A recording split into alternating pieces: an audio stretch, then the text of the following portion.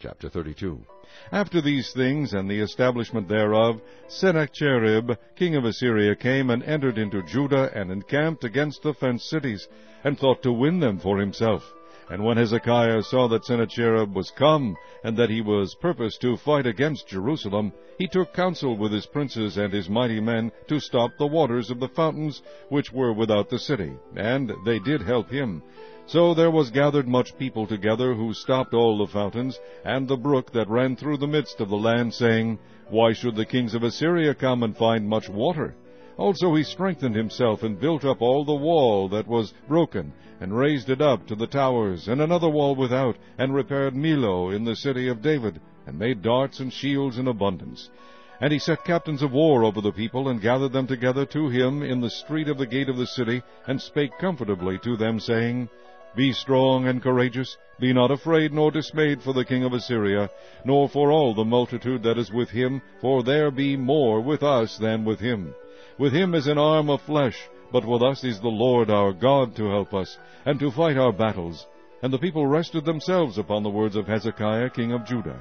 After this did Sennacherib king of Assyria send his servants to Jerusalem, but he himself laid siege against Lachish, and all his power with him, unto Hezekiah king of Judah, and unto all Judah that were at Jerusalem, saying, Thus saith Sennacherib king of Assyria, Whereon do ye trust, that ye abide in the siege in Jerusalem? Doth not Hezekiah persuade you to give over yourselves to die by famine and by thirst, saying, The Lord our God shall deliver us out of the hand of the king of Assyria?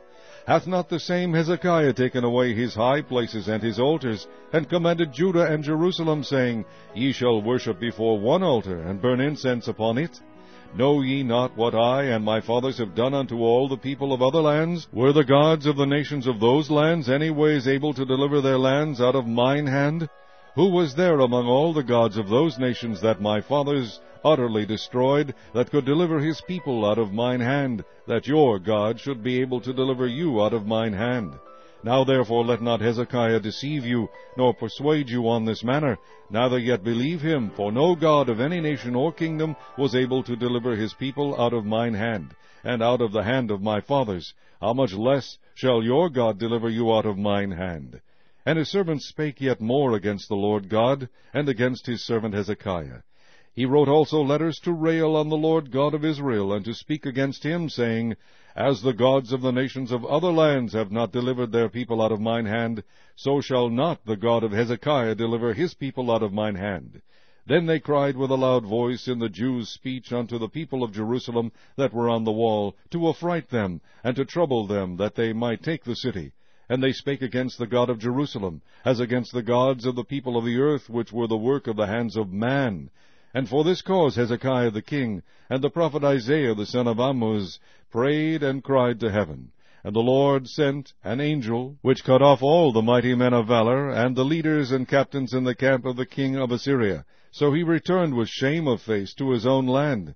And when he was come into the house of his God, they that came forth of his own bowels slew him there with the sword. Thus the Lord saved Hezekiah and the inhabitants of Jerusalem from the hand of Sennacherib the king of Assyria, and from the hand of all other, and guided them on every side. And many brought gifts unto the Lord to Jerusalem, and presents to Hezekiah king of Judah, so that he was magnified in the sight of all nations from thenceforth. In those days Hezekiah was sick to the death, and prayed unto the Lord, and he spake unto him, and he gave him a sign. But Hezekiah rendered not again according to the benefit done unto him, for his heart was lifted up. Therefore there was wrath upon him, and upon Judah and Jerusalem. Notwithstanding Hezekiah humbled himself for the pride of his heart, both he and the inhabitants of Jerusalem, so that the wrath of the Lord came not upon them in the days of Hezekiah. And Hezekiah had exceeding much riches and honor, and he made himself treasuries for silver, and for gold, and for precious stones, and for spices, and for shields, and for all manner of pleasant jewels. Storehouses also for the increase of corn and wine and oil, and stalls for all manner of beasts, and coats for flocks. Moreover he provided him cities and possessions of flocks and herds in abundance, for God had given him substance very much. This same Hezekiah also stopped the upper watercourse of Gihon, and brought it straight down to the west side of the city of David. And Hezekiah prospered in all his works. Howbeit, in the business of the ambassadors of the princes of Babylon, who sent unto him to inquire of the wonder that was done in the land, God left him to try him, that he might know all that was in his heart. Now the rest of the acts of Hezekiah and his goodness, behold, they are written in the vision of Isaiah the prophet, the son of Amoz, and in the book of the kings of Judah and Israel. And Hezekiah slept with his fathers, and they buried him in the chiefest of the sepulchres of the sons of David. And all Judah and the inhabitants of Jerusalem did him honor at his death. And Manasseh his son reigned in his stead. Chapter 33. Manasseh was 12 years old when he began to reign, and he reigned 55 years in Jerusalem, but did that which was evil in the sight of the Lord, like unto the abominations of the heathen, whom the Lord had cast out before the children of Israel.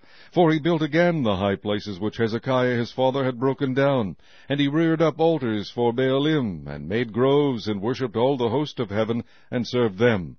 Also he built altars in the house of the Lord, whereof the Lord had said, In Jerusalem shall my name be forever. And he built altars for all the host of heaven in the two courts of the house of the Lord. And he caused his children to pass through the fire in the valley of the son of Hinnom. Also he observed times, and used enchantments, and used witchcraft, and dealt with a familiar spirit, and with wizards. He wrought much evil in the sight of the Lord, to provoke him to anger.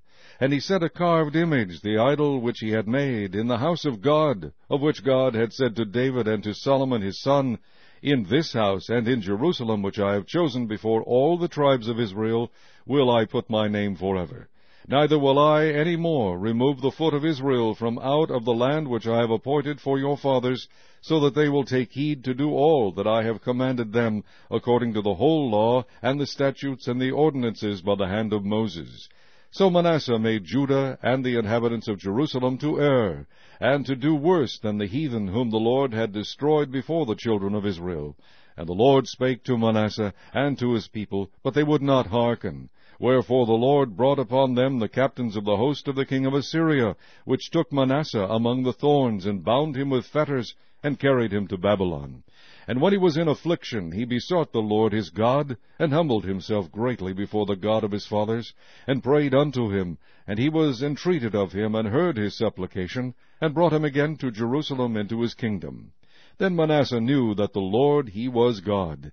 Now after this he built a wall without the city of David, on the west side of Gihon, in the valley, even to the entering in at the fish gate, and compassed about Ophel, and raised it up of very great height, and put captains of war in all the fenced cities of Judah. And he took away the strange gods and the idol out of the house of the Lord, and all the altars that he had built in the mount of the house of the Lord, and in Jerusalem, and cast them out of the city. And he repaired the altar of the Lord, and sacrificed thereon peace offerings and thank offerings, and commanded Judah to serve the Lord God of Israel. Nevertheless the people did sacrifice still in the high places, yet unto the Lord their God only. Now the rest of the acts of Manasseh, and his prayer unto his God, and the words of the seers that spake to him in the name of the Lord God of Israel, behold, they are written in the book of the kings of Israel.